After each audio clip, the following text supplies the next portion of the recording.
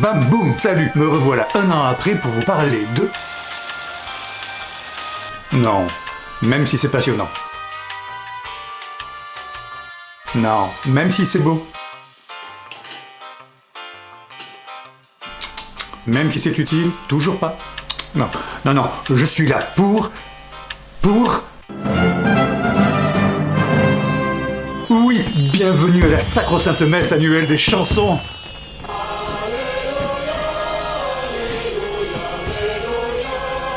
Nous sommes à un mois de l'événement, l'occasion pour moi de faire un petit point et de vous faire découvrir ce qui va s'y passer. Go!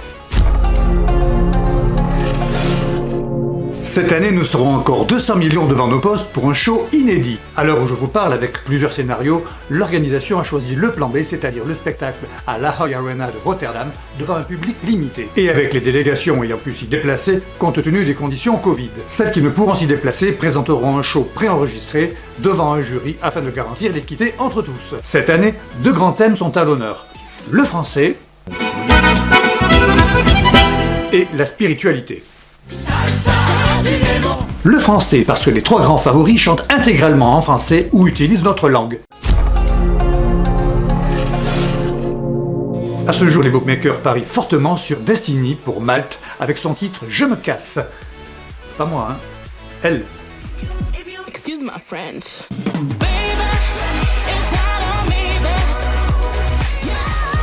Je me casse. Ce titre détrône pour le moment le précédent favori qui était le Suisse Jon Tears avec Tout l'univers.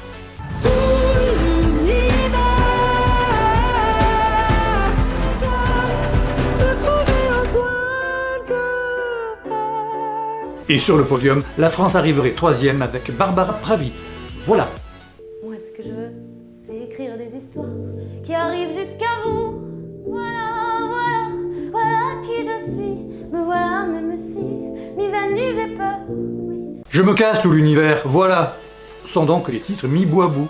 Ça fait longtemps que le français n'avait pas été à pareille fête. À mon avis, Malte devrait gagner pour contrebalancer la balade gagnante de l'Hollandais en 2019, Duncan Lawrence. Et puis parce que ce titre entraînant plaira pour ambiancer en cette période Covid. De plus, on retrouve dans le titre de la Maltaise l'esprit peps de la gagnante de 2018, Netta Barzilai. En seconde place, on devrait donc retrouver le Suisse dont le titre est trop proche du genre musical du précédent gagnant. Effectivement, selon mes observations, on n'a que rarement deux fois de suite un titre gagnant dans le même genre musical. En ce qui concerne Barbara Pravi, à qui je souhaite le meilleur, je pense qu'elle terminera plutôt autour de la 4e ou 5e place, coiffée au pourtour par une surprise qui déjouera les pronostics.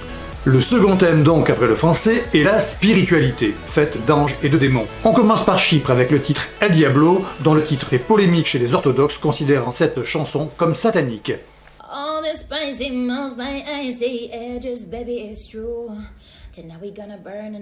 Le norvégien Tix, qui en ange déchu, combat les démons pour rejoindre son paradis perdu.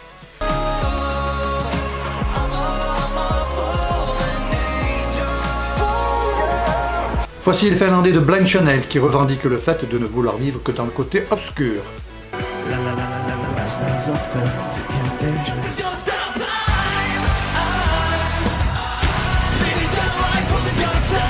L'Autrichien Vincent Bueno qui pleure son histoire d'amour avec Amen.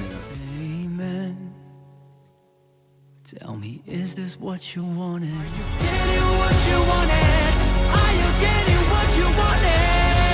Amen. La Slovène Anna Soklic qui lance un hymne à la prière avec Amen aussi.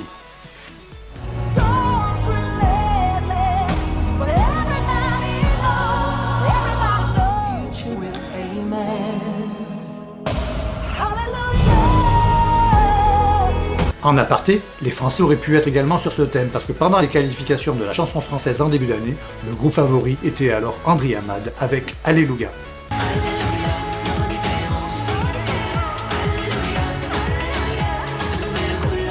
Il y aura aussi cette année de belles voix et de belles chansons, en voici deux triées sur le volet. Le Macédonien Vasil, avec sa magnifique interprétation, offre un titre épique et pointu. Un chef-d'œuvre de construction et d'orchestration, mais comme je le disais, trop pointu pour un large public.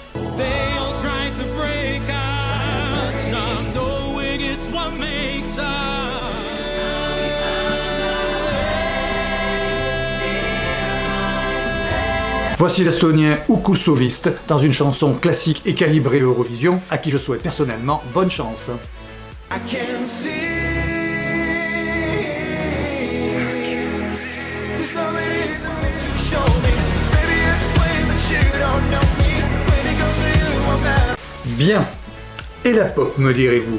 Où est-elle? Où est ce grain de folie à faire de cette Eurovision une parodie d'elle-même, avec ses costumes extravagants, ses chorégraphies typiques et ses rythmes endiablés? Vous inquiétez pas, elle est toujours présente. L'an passé, si l'Eurovision avait eu lieu, ils en étaient les grands favoris. L'Islandais rempile cette année avec un nouveau titre, voici Daddy Freyr.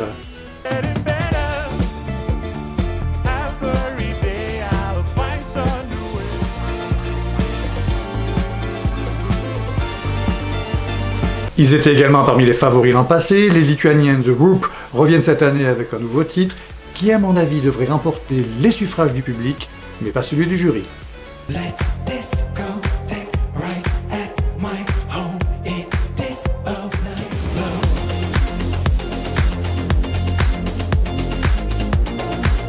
Bon, on retrouve les Norvégiens avec leurs costumes.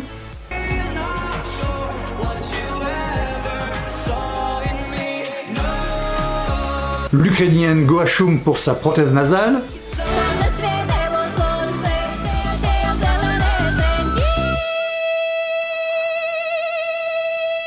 La Russe Manitza avec son titre rap, ma foi, fait quoi qu'il en soit, le clip le plus vu en Europe actuellement sur YouTube.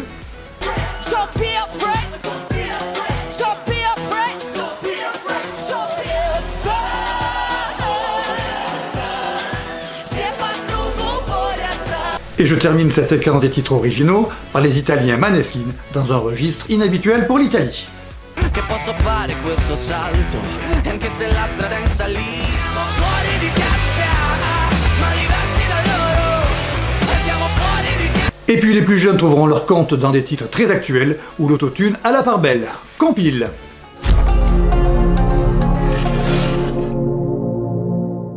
Jedva dišem, tik-tok, vrijeme juri, ne mogu više.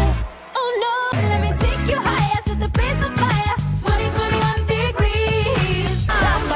Moja słodka Sarifina. A ty si sam, ja znam da bi... Just like Cleopatra. Mata Hari.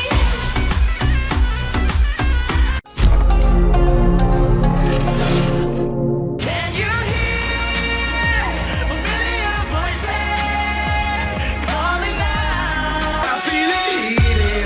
There's still a chance for us. Down here in the ashes, yeah, there's something glorious. 'Cause I don't feel.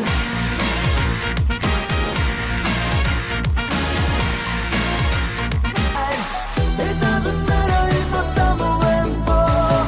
I'll make it through, I'll never touch the ground. C'est fini, c'était un petit tour vite fait. Il y a 39 chansons qui concourent cette année, les Biélorusses ayant été disqualifiés pour un message politique jugé irrecevable. Vous savez tout, ou presque. Rendez-vous pour les demi-finales les 18 et 20 mai prochains. Voilà, la la la la la la la la la la la.